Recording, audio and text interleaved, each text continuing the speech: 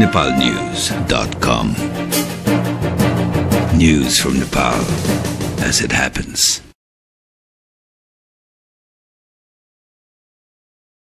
नेकपा एमालेका अध्यक्ष झलनाथ खनालले जनताको दबाव मार्फत नै माओवादीलाई सहमतिमा आउन बाध्य पारिने बताएका छन्। विपक्षी दलहरूको आगामी 26 गते राजधानीमा हुने जनप्रदर्शनको तयारीका सन्दर्भमा आइतबार राजधानीमा आयोजित कार्यकर्ता भेलामा बोल्दै अध्यक्ष खनालले विरोध प्रदर्शनका लागि तीव्रताका साथ लाग्न कार्यकर्ताहरूलाई निर्देशन दिए।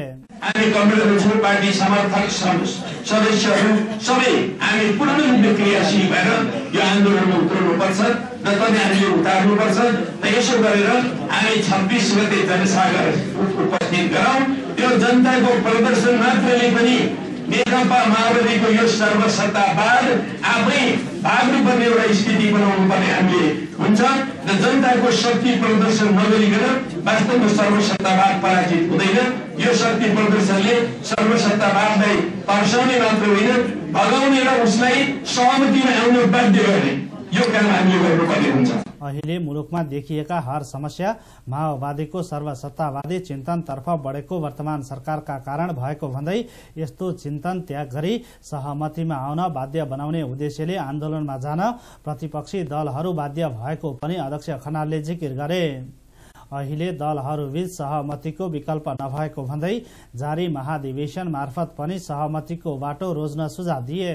सातौं महाधिवेशनमा जो अहिले तपाईहरु बसिरहनु भएको छ, छलफल गरिरहनु भएको छ, देशलाई अग्रगतितर्फ लानुको लागि सहमतिको बाटोमा आउनुपर्ने रहेछ, सर्वसत्तावादको बाटो छोड्नुपर्ने रहेछ र नेपाली जनताको बीचको एकता र समन्वयलाई अझ उन्नत बनाउनको लागि यो राष्ट्रको राष्ट्रिय एकतालाई अझ सुदृढ बनाउनको लागि र नेपालको स्वाधीनता र स्वतन्त्रतालाई उच्च राख्नको लागि हामीले देशभक्त शक्तिहरूसँग एकताबद्ध भएर जानु पर्दछ र यसरी एकलौटी र एकाधिकारवादी सर्वसत्तावादी शासनबाट होइन भन्ने निष्कर्ष लिएर आउनुको लागि म चुनौती दिन्छु।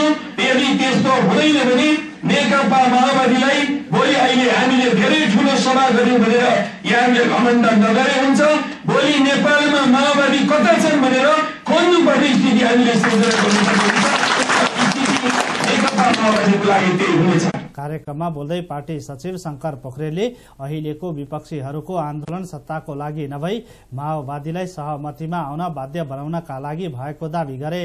अहिले हामी माओवादीलाई सहमतिमा आउनका लागि बाध्य पार्ने आन्दोलन गर्दैछौँ, तर यो आन्दोलनलाई उपेक्षा गरिकन ऊ सर्वसत्तावादको दिशामा अगाडि बढ्ने कोसिस गर्छ भने त्यस पछाडिको आन्दोलन भनेको स्वाभाविक रूपमा निषेधको आन्दोलन हुनेछ। त्यसपछि माओवादीका लागि कुनै प्रकारको स्पेस हुने छैन। तसर्थ माओवादी आफ्नो स्पेसको खोजिस गर्न चाहन्छ भने आन्दोलनको यो चरणमा उसले आफूलाई सहमतिका लागि तयार गर्नुपर्छ। त्यस पछाडि मात्रै मुलुकले एक प्रकारले भन्नुहुन्छ भने सहमतिको दिशामा अगाडि बढ्ने कुराको आधार तयार हुन सक्छ भन्ने कुरा म तपाईहरुका बिचमा राख्न चाहन्छु। विपक्षी आन्दोलनका बावजुद पनि माओवादी सहमतिमा नआए उसलाई निषेध गर्ने आन्दोलनमा जान विपक्षी दलहरू बाध्य हुने चेतावनी पनि पोखरेलको रहेको छ।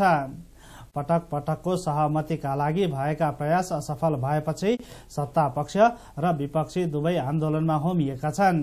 विपक्षी दलहरूले पहिलो चरणको आन्दोलनको अन्तिम दिन आगामी 26 गते राजधानीमा जनप्रदर्शनका साथै आमसभा गर्ने कार्यक्रम तय गरे अनुसार त्यसका लागि तीव्रता दिएका छन्। एमालेका अध्यक्ष झलनाथ खनालको भनाई सम्बन्धी समाचार यति नै। nepalnews.com. News from Nepal as it happens.